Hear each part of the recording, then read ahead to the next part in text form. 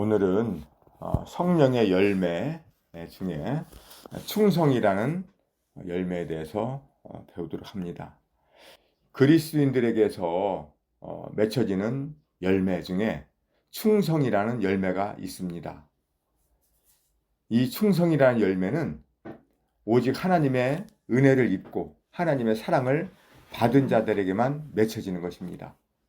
충성이란 뜻은 뭐냐면 진정에서 우러나오는 정성, 특히 국가나 임금에게 바치는 지극한 마음을 충성이라고 합니다. 그러면 우리 하나님의 사랑을 받은 그리스도인에게서 성령의 열매가 어떻게 맺혀지는지 하나님의 말씀을 중심으로 배워보도록 하겠습니다. 지금 이 밖에 있는 모든 만물들은 누구에게 충성되어 살아가는 것 같아요. 네, 지금 저 뒷집에서 닭이 꼭 끼어옵니다. 저것은 하나님이 그렇게 울도록 만들어 주었어요. 저 닭은 하나님께 충성하며 사는 거고, 저 밖에 있는 나무들 지금 너무너무 푸릅니다. 하나님께서 뜻하신 대로 충성되어 살아가는 거예요. 그러면 우리 사람들은 과연 누구에게 충성하며 살아가는지 오늘 한번 이 부분에 대해서 알아보도록 하겠습니다. 우리 사람은 누구나 다 죄 가운데 살던 사람이었어요. 영원한 죽음을 맞이할 수밖에 없는 상황에서 하나님의 자녀로 살아가게 되는데 그것은 하나님의 은혜라는 거죠. 그런데 하나님께서는 우리 그리스도인들을 처음에는 하나님의 사람으로 살아가도록 만들지 않았어요. 그런데 우리는 죄 가운데 살던 우리가 이제 완전히 바뀌어졌다고. 어떻게 바뀌어졌는지 그 부분을 먼저 보도록 합니다. 우리의 주인은 누구였었죠? 예, 죄의 우두머리는 사탄입니다. 지금 이 세상 모든 사람들은 죄 가운데 끌려 살아가고 있어요. 왜? 이 세상 임금이 사탄이기 때문에. 그러나 우리 하나님의 자녀로 거듭나서 살아가는 우리는 이제 우리의 임금이 누구라고? 나의 주인신 예수 그리스도. 하나님. 네, 그렇습니다. 죄인에서 하나님의 자녀로 완전히 바뀌어졌어요. 완전히 바뀌어졌다는 것은 우리의 생각과 우리의 마음과 우리의 양심과 우리의 몸, 모든 것이 바뀌어진 거예요. 그런데 이 바뀌어진 것을 잘 생각 않고 살아간다고. 한 가지 그래서 예를 들어 볼게요. 내가 시골에서 어렸을 때 아버님이 고염나무에 감나무 접붙이는 걸 봤어요. 너무 신기했어요. 고염나무를 잘라가지고 거기다가 둥시라는 감나무를 가지를 잘라서 딱 접붙임을 한 거예요. 그러니까 밑에는 고염나무고 위에는 감나무야. 예. 그러면 참 너무 신기하죠? 그 다음에부터 이 나무는 이제 점점 자라면서 때가 되니까 이 위에서 무슨 열매가 맺혀지냐고. 신실한 둥시라는 감이 맺혀져요. 고염나무 열매는 안 맺혀져. 고염은 뭐냐면 한 지름이 한 1cm 정도 되는 작은 열매예요. 그것을 먹으면 좀 뜨뜨름하고 별로 맛이 없어. 근데 이 둥시라는 감은 아주 크고 신실하고 아주 당도가 높고 맛있는 거예요.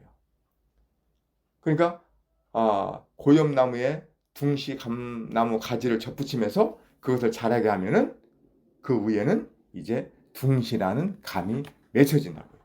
우리도 이와 같다는 거죠.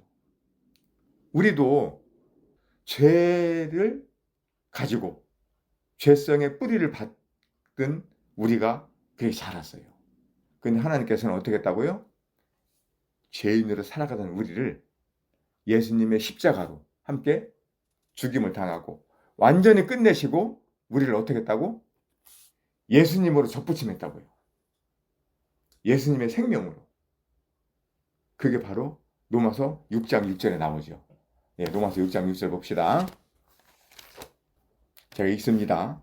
우리가 알거니와 우리의 옛사람이 예수와 함께 십자가에 못 박힌 것은 죄의 몸이 죽어 다시는 우리가 죄에게 종로로 타지 아니하려 함이니 이는 죽은 자가 죄에서 벗어나 의롭다 하심을 얻었습니다. 네, 우리가 이런 자라고요. 주님의 십자가를 통해서 주님께서 장사되고 부활되실 때 우리도 함께 죽었고 장사되고 주님의 생명으로 새로 태어나면서 우리는 이제 하나님의 생명으로 접붙임을 받은 자들이야. 그러면 아까 그 고염나무에서 둥시 감나무로 접붙임을 받은 이 나무가 자라면서 이후에 둥시 감이 열리듯이 우리는 죄 가운데 살던 우리가 이제 예수님의 생명으로 접붙임을 받았어요. 그럼 우리는 여기서 무슨 열매가 맺혀지냐고? 예수님의 열매, 성령의 열매가 맺혀진다는 거예요. 그것이 바로 오늘 중심입니다. 이 세상 사람들 왕은 사탄이에요. 죄입니다. 우리 그리스도인들의 왕은 누구시죠? 그리스도, 하나님이십니다.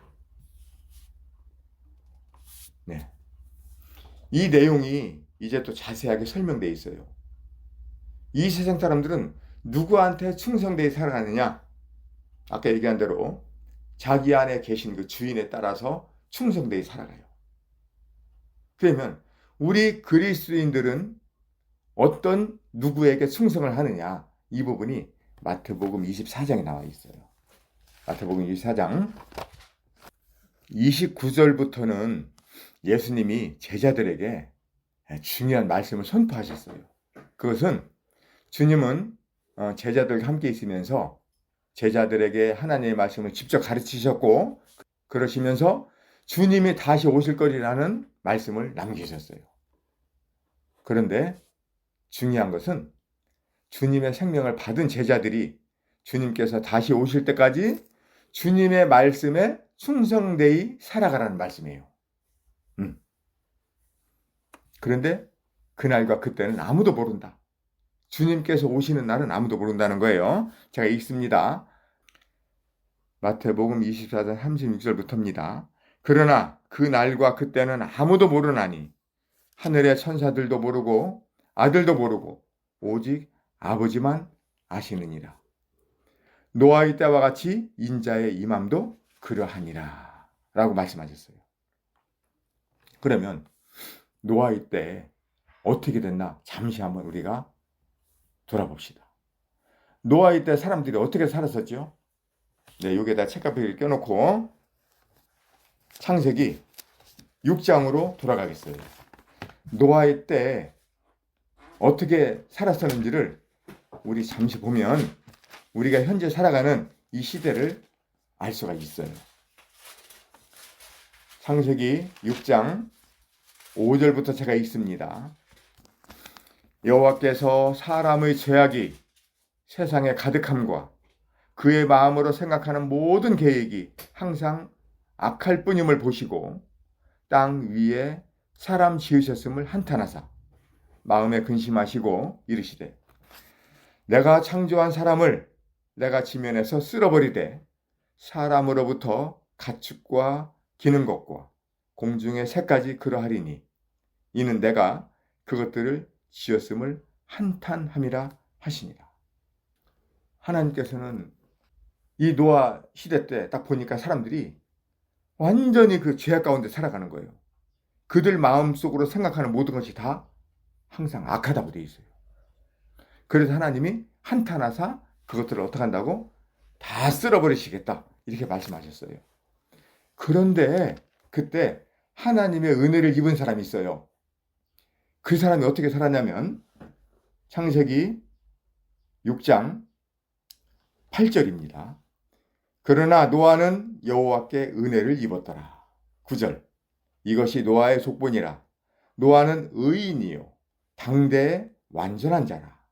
그는 하나님과 동행하였으며 라고 말씀하셨어요. 노아가 어떻게 살았다고요? 은혜를 입었고 의인이고 당대의 완전한 자였어요. 하나님과 동행하는 자였어요. 그래서 하나님께서는 노아에게 뭐라고 말씀하셨냐면 6장 12절입니다.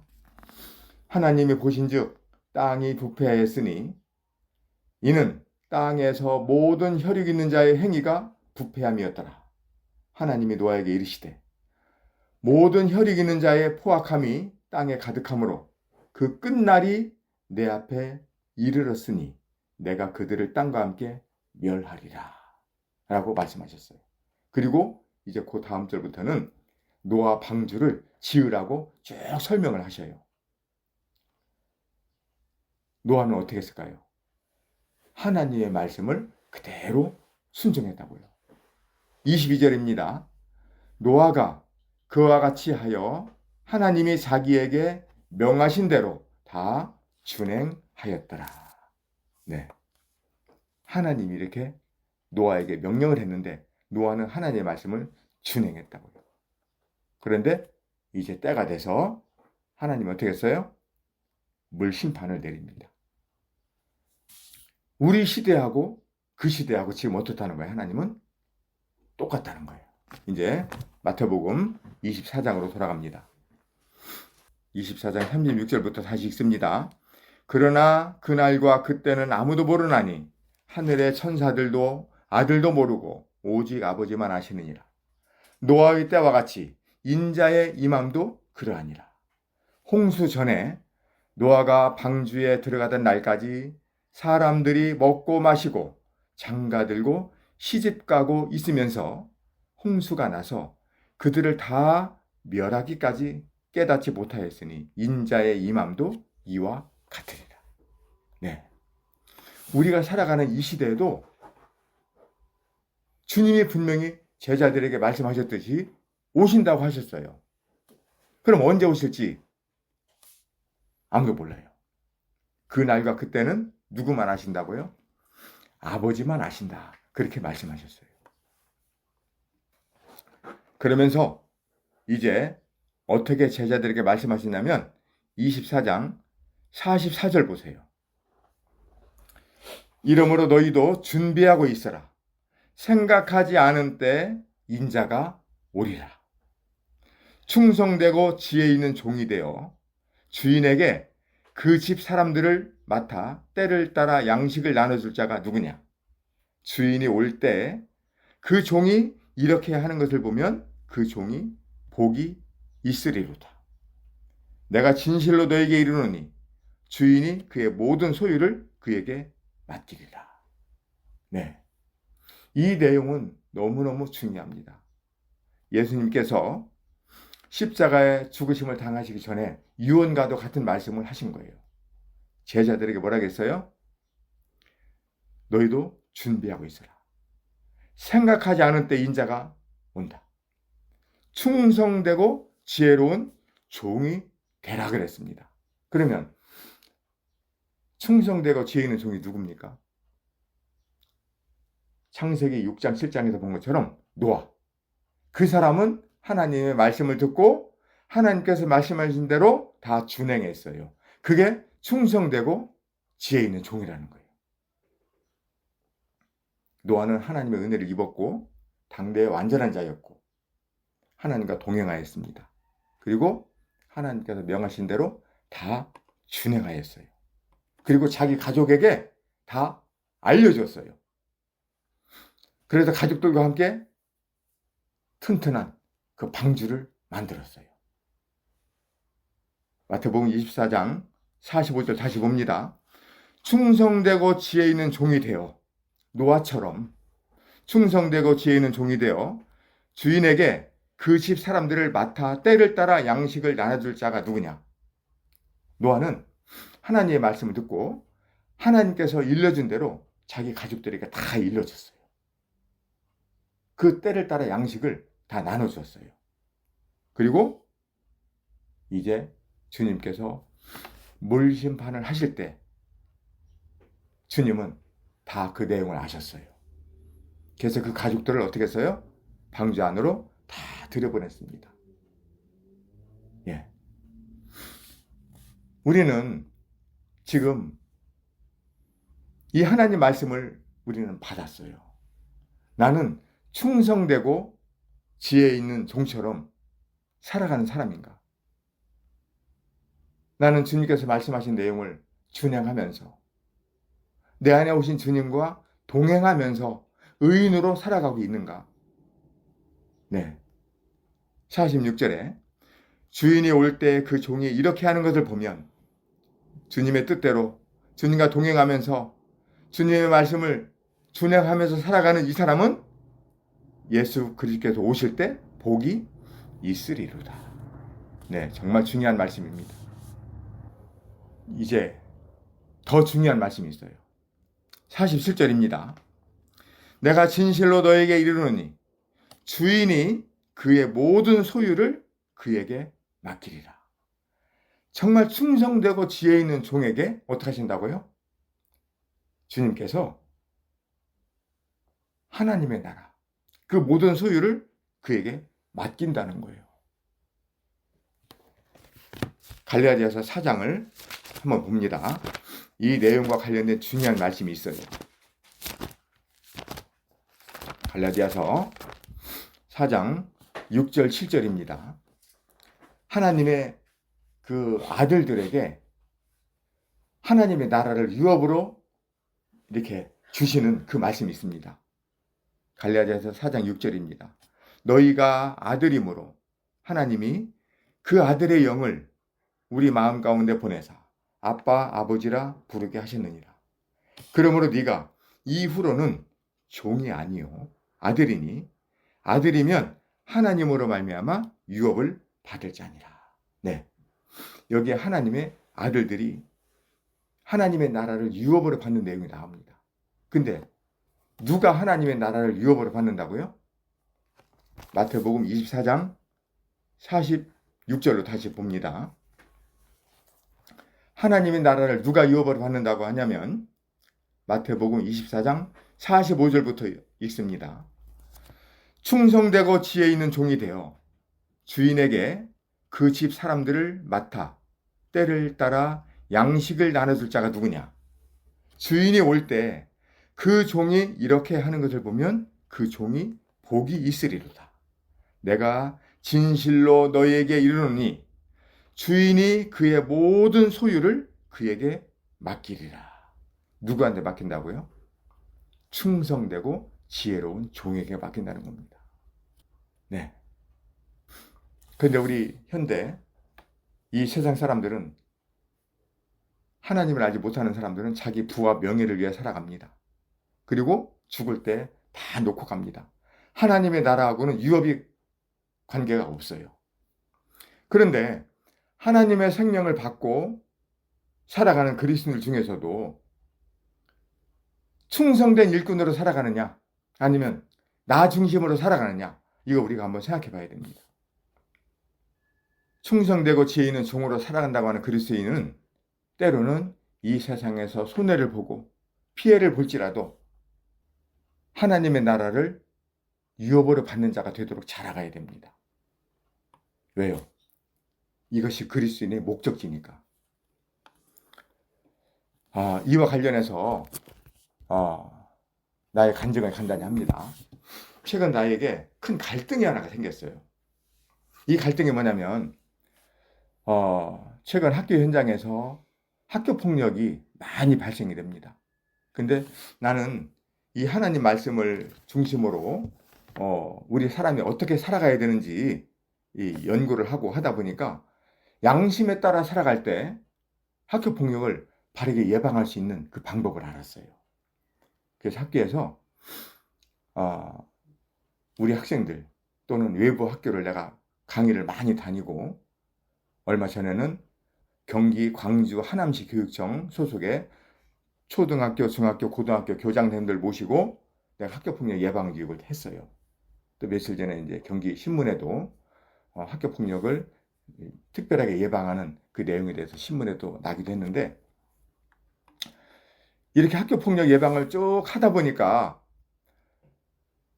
학교폭력 그 예방에 대해서 내가 신경을 많이 쓰게 돼요. 근데 내용이 너무 중요해. 그렇게 하다 보니까 어느 날 내가 밤잠을 설친 거예요. 내가 이렇게까지 신경 쓰고 이 세상에서 발생되는 이것을 예방하기 위해서 내가 신경을 써야 되나? 봤더니 내 안에 계신 예수 그리스도를 높이고 주님으로 살기보다는 어느 순간에 나 중심으로 살아가고 있다는 것을 내가 느꼈어요. 내 의로 하고 있는 것이 아닌가? 이런 생각이 드는 거야. 그래서 어제 그저께 밤에 잠을 좀 설쳤어요. 그래서 여러 가지 생각이 드는 거야. 주님, 제가 누구죠? 저는 이 세상에 살고는 있지만 저는 하나님의 자녀로 거듭난 부름을 받은 자인데 이 세상에서 발생된 이 일에 대해서 내가 그렇게까지 신경을 써야 될까요? 그런데 신경을 안 쓰자니 그 학교 폭력에서 우리 학교에서 발생되는 여러 일들을 그냥 두기가 너무 힘들어. 참 최근에 우리 학교에서 3년 전부터 현재까지 학교 폭력이 약 29건이 발생이 됐어. 그래서 내가 작년에 9월 1일자로 우리 학교 오면서 예방을 했어. 예방 교육을 하고 했는데 지금까지 한 건도 발생되지 않았어. 이건 사실 대단한 거야. 엄청난 신경을 쓰고 교육을 하고 하다 보니까 학교 폭력 예방이 진짜로 되는 거야. 그래서 이것을 내가 그냥 둘 수가 없는 거야. 그래서 우리 학교에서만 이렇게 되는 것이 아니라 다른 학교들도 이렇게 할 수 있겠다 하고 신경을 쓰다 보니까 내가 이렇게 좀 깊이 있게 생각이 들어갔던 것 같아요. 그래서 가만히 생각해 보니까 내가 마음이 평강이 깨지고 내가 그쪽에 신경을 쓰다 보니까 밤에 잠을 설치게 되고 이런 상황이 왔어요. 그래서 어젯밤에 이 충성에 대해서 묵상을 하다가 나는 지금 주님 누구한테 충성하고 있나요? 봤더니 이 세상 일에 많이 신경을 더 쓰고 있는 거야. 그래서 주님 앞에 회개했어요. 주님, 제가 최근에 이 세상 일에 너무 신경 썼습니다. 이 세상 일에 너무 깊이 관여를 하고 있었습니다. 제 안에 평강이 깨졌었습니다. 주님의 손에 맡기고 내가 할 수 있는 정도만 해야 되는데 내가 좀 선을 넘었던 것 같아요. 그래서 어젯밤에 기도했어요. 주님. 아니, 최근에 여러 가지 기도가 되는 거예요. 주님, 내가 지금 살아가는 게 이게 맞나요? 지금 주님의 일을 할 것이 너무나도 많이 있고 주님께서 하신 말씀 너무나 중요한 것들이 많이 있는데 그것들이 중요한가? 아니면 현재 이 학교 현장에서 여러 학교에서 발생되는 학교 폭력 예방하는 것이 더 중요한가? 어떤 것이 중요한가? 막 고민이 되는 거야. 근데 답은 주님 일이죠. 이 세상은 아무리 막으려고 하고 고치려고 해도 끝이 없어. 끝이 없어요. 그래서 내가 어제 성경을 보면서 내가 이 세상 거에 내가 마음이 너무 깊이 들어갔구나. 잘못하면은 내 생각에 충성할 뻔했구나. 그래서 아까 읽은 로마서 6장 그 말씀을 보면서 로마서